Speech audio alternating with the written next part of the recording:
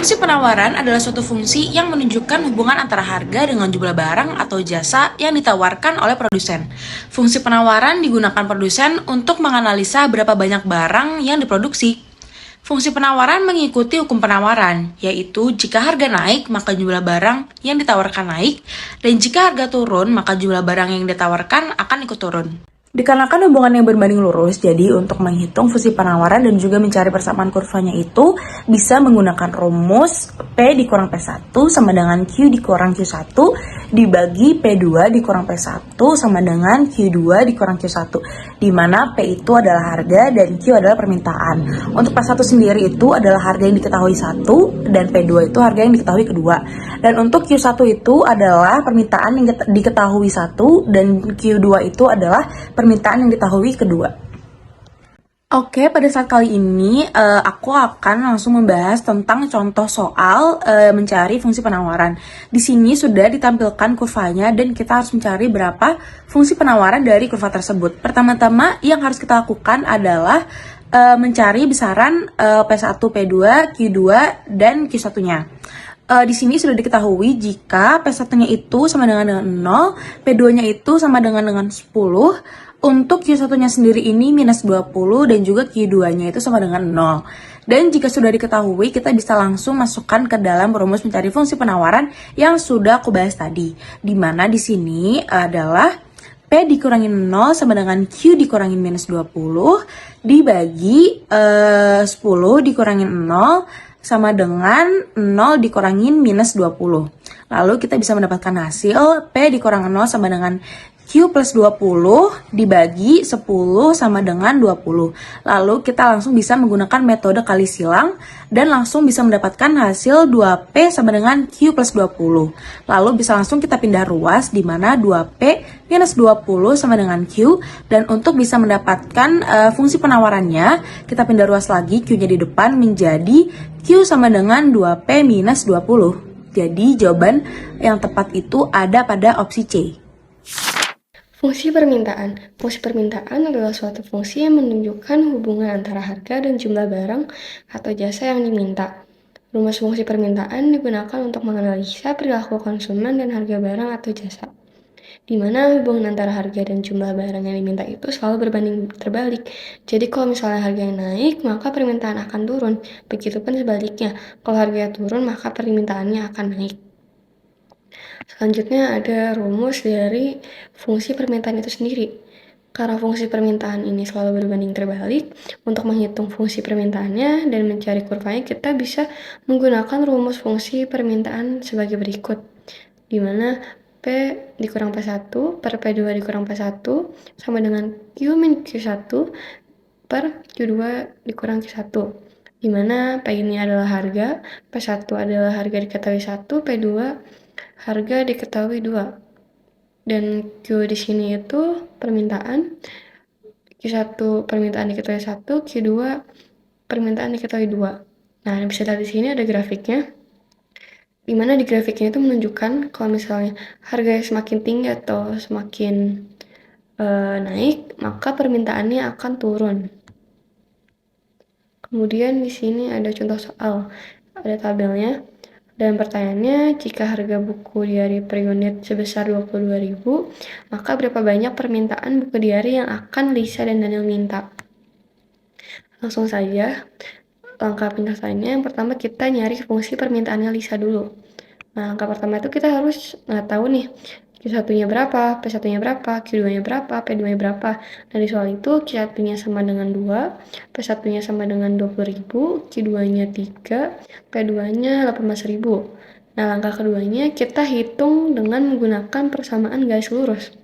Atau kayak kita tadi pakai rumus yang tadi, yang sebelumnya, di slide sebelumnya. Nah, di sini rumusnya Q min Q1 per Q2 min Q1 sama dengan P min P1 per P2 dikurang P1. Ini rumusnya sama aja kayak yang tadi, cuma bedanya penempatannya aja. Nah, terus kita masukin Q dikurang 2 per 3 dikurang 2 sama dengan P dikurang 20.000 per 18.000 dikurang 20.000. Jadinya Q kurang 2 per 1, ini dari 3 kurang 2. Kemudian ini atasnya sama karena nggak ada yang berubah. Kemudian 18.000 dikurang 20.000 itu minus 2.000. Kemudian abis itu kita kali silang, Q dikurang 2 dikali dengan minus 2.000, kemudian P dikurang 20.000 kita kali 1. Yang hasilnya jadi 4.000 dikurang 2.000 Q sama dengan P dikurang 20.000. Nanti 4.000 nya kita pindahin ke sini, jadinya min 2000 Q sama dengan P dikurang 84.000 yang menghasilkan jadi Q-nya sama dengan 12 dikurang 0,005 P. Nah, karena ditanya tadi kalau misalnya harganya 22.000 berapa banyak permintaan si Lisa, jadi kita tinggal masukin aja 22.000 dari soal tadi dan hasilnya adalah 1. Jadi banyaknya buku diary yang akan Lisa beli itu sebanyak 1 buku. Kemudian kita cari fungsi permintaan Daniel, sama langkahnya tinggal kita masukin. Karena ini di sini udah tertera di sini. Ini kayak di soal tadi, kita masukin jadinya Q dikurang 18 per 22 dikurang 18 sama dengan P dikurang 16.000 per 14.000 dikurang 16.000. Jadi bawahnya Q dikurang 18 per 4 dari 22 kurang 18 sama dengan P dikurang 16.000 per minus 2.000. Habis itu kita kali silang lagi dan jadi hasilnya 36.000 dikurang 2.000 Q sama dengan 4P dikurang 64.000. Kemudian kita pindahin lagi tadi ininya ke sini ke sebelah kanan, jadi di sebelah kiri cuma ada minus 2.000 Q sama dengan 4P dikurang 100.000, dimana Q-nya itu sama dengan 50 dikurang 0,002 P. Nah, karena sama kayak tadi kita masukin kita ganti P yang ini pakai 22.000, jadi hasilnya adalah 6. Jadi banyaknya buku diary yang akan Nana beli ini adalah 6 buku. Apa itu keseimbangan pasar? Jadi, keseimbangan pasar adalah keadaan di mana kuantitas suatu produk atau jasa yang diminta atau ditawarkan ini berada dalam jumlah yang seimbang. Nah, secara matematik dan grafik ditunjukkan oleh kesamaan QD sama dengan QS atau PD sama dengan PS. Jadi di sini juga ada perpotongan kurva permintaan dengan kurva penawaran. Oke, kita langsung masuk aja ke contoh soalnya. Jadi di sini soalnya adalah diketahui fungsi permintaan yaitu Q sama dengan min 2P tambah 8 dan fungsi penawaran Q sama dengan P kuadrat tambah P min 2. Di sini kita disuruh cari harga dan jumlah keseimbangan pasar dan juga grafiknya. Yang pertama, kita akan mencari dulu P-nya berapa sih? Nah, dengan rumus QD sama dengan QS, kita langsung substitusiin aja nih fungsi-fungsi yang ada di soalnya. Setelah kita substitusi ini fungsi permintaan dan fungsi penawarannya ke dalam rumus, kita dapetin hasilnya adalah P kuadrat ditambah 3P dikurang 10. Nah, tapi belum dapat nih P-nya berapa. Itu bisa dengan cara yaitu berapa dikalikan berapa, hasilnya min 10, dan berapa ditambah berapa menjadi hasil 3. Kita dapetin yaitu adalah 5 dan min 2. Atau dalam kurung P tambah 5, dalam kurung P min 2. Nah, jika kita keluarkan dari kurung itu menjadi P sama dengan min 5 dan P sama dengan 2. Tapi kita ambilnya yang P sama dengan 2 karena nggak bisa minus. Selanjutnya kita cari Q-nya nih. Jadi itu kita bisa ambil yang QD maupun QS ya. Dan di sini aku pakai yang QD karena lebih mudah. Jadi kita langsung masukin aja si P-nya ke dalam fungsi QD yaitu min 2P tambah 8. Hasilnya adalah 4. Jadi keseimbangan pasarnya ini atau equilibriumnya kita dapetin adalah 4,2. Selanjutnya kita akan membuat grafiknya nih. Kita gunakan dulu fungsi permintaan yaitu Q sama dengan min 2P tambah 8. Jadi caranya itu kita tinggal ganti P-nya menjadi 0 atau Q-nya menjadi 0 secara bergantian. Oke, nah jika P-nya jadi 0 ini kita dapetin titiknya itu 8,0. Nah, jika Q-nya adalah 0, kita dapetin titiknya adalah 0,4. Lalu selanjutnya kita akan menggunakan fungsi yang penawaran atau Q sama dengan P kuadrat ditambah P dikurang 2. Nah, jika P-nya kita ganti 0, maka hasil titiknya adalah min 2,0. Dan jika Q-nya menjadi 0, kita dapetin 2 titik nih. Yang pertama adalah P-nya yaitu 0,-2 dan 0,1. Selanjutnya kita akan mencari titik baliknya. Jadi rumusnya adalah Q sama dengan min B kuadrat min 4AC per 4A.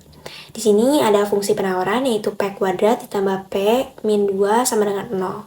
Kita langsung masukin aja, jadi perlu diketahui dulu ya, P kuadrat tambah P min 2 sama dengan 0 itu kita jika cari ABC-nya, A-nya itu adalah 1, B-nya juga 1, dan C-nya adalah min 2. Setelah kita substitusikan ke dalam rumus, itu hasilnya adalah min 2 seperempat. Dan ini adalah grafik dari titik-titik yang udah kita cari tadi. Untuk ini, yang ada garis putus-putusnya, 4,2 ini adalah equilibrium yang tadi kita dapetin. Lalu ini adalah kurva permintaan. Dan yang biru adalah kurva penawaran. Selanjutnya adalah pengaruh pajak pada keseimbangan pasar. Oke, langsung aja kita ke contoh soal. Untuk menjawab ini kita harus menulis diketahuinya itu apa dan ditanyanya itu apa. Oke, tadi di soal itu diketahui PD-nya itu adalah 1000 min 2Q dan fungsi penawarannya adalah PA sama dengan 400 plus 2Q. Dan T-nya sendiri, pajak kesnya sendiri adalah 100 per unit. Oke, ditanyanya adalah keseimbangan sebelum pajak, sesudah pajak yang ditanggung oleh konsumen, dan pajak yang ditanggung oleh produsen, serta pajak yang diterima oleh pemerintah. Pertama-tama kita harus mencari dulu keseimbangan sebelum pajak. Keseimbangan sebelum pajak ini rumusnya adalah PD sama dengan PS. Habis itu kita langsung masukin aja fungsi permintaan dan penawarannya. Seperti berikut, kita masukkan 1000 min 2Q sama dengan 400 plus 2Q. Kemudian kita dapatkan kalau misalkan Q-nya itu sama dengan 150 dengan syarat persamaan, dan 150 itu kita masukkan ke fungsi permintaan sehingga menggantikan Q, dan kita menemukan P-nya itu adalah 700. Maka keseimbangan sebelum pajak adalah 150,700, dan ini adalah titiknya. Oke, selanjutnya adalah cara menggambar kurva keseimbangan pasar. Oke, jadi bagaimana cara menggambar kurva keseimbangan sebelum pasar itu? Sebelum pajak itu, jadi yang pertama adalah menentukan titik potong P dan Q. Jadi kita misalin dulu kalau misalkan Q-nya itu 0, maka P-nya itu kita dapat 1000. Jadi kita udah dapetin titik P-nya itu ada 1000. Dan kita sebaliknya juga kita misalin kalau misalkan P-nya itu 0, maka kita akan mendapatkan Q-nya itu 500 dari hasil kita masukkan ke persamaan fungsi permintaan. Jadi dapat kita dapatkan titik keseimbangan pasarnya itu adalah yang pertama adalah 500,0 dan 0,1000. Oke, yang kedua adalah menentukan titik potong P dan Q untuk fungsi penawaran. Jadi sama aja, itu yang pertama syaratnya Q sama dengan 0, P-nya itu 400, dan kalau misalkan P-nya 0 itu Q-nya adalah min 200. Oke, kemudian adalah bagaimana cara mencari keseimbangan setelah pajak. Nah, jadi kita pakai rumus yang PD sama dengan PS, tapi jangan lupa ditambahin T-nya itu dari pajaknya itu sendiri, dan rumusnya itu atau enggak QD sama dengan QS min T. Oke, jadi ini kita masukin aja ke rumusnya dari fungsi yang tadi. PD sama dengan PS, jangan lupa ditambah T, T-nya itu 100, sehingga kita mendapatkan hasil Q-nya ada 125 dan P-nya adalah 150. Maka keseimbangan pasar setelah pajak adalah 125,750. Oke, cara menggambar kurva keseimbangan setelah pajak itu sama kayak tadi caranya, sehingga kita dapatkan titik keseimbangan setelah pajaknya adalah min 250,0 dan 0,500. Oke, selanjutnya adalah kurva. Jadi ini adalah kurva setelah kurva sebelum pajak dan juga kurva setelah pajak. Oke, setelah kita membuat kurva, sekarang adalah pajak total yang ditanggung oleh konsumen, produsen, dan pajak yang diterima oleh pemerintah itu berapa sih? Nah, yang pertama adalah pajak yang ditanggung oleh konsumen. Pajak yang ditanggung oleh konsumen itu kita cara menghitungnya dengan TK sama dengan P aksen min P. P aksennya itu kita udah dapatkan dari yang perhitungan setelah pajak kita 150, P kita dapat, kemudian yang sebelum pajak adalah 700. Jadi kita tambah dengan 50 dikali 125, Q aksennya sama dengan 6250. Sehingga jumlah pajak yang ditanggung oleh konsumen adalah 6250. Kemudian ini sama juga hasilnya, yaitu pajak yang ditanggung oleh produsen, dimana rumusnya adalah TP. TP sama dengan T, pajak dikurangin TK atau yang ditanggung oleh konsumen.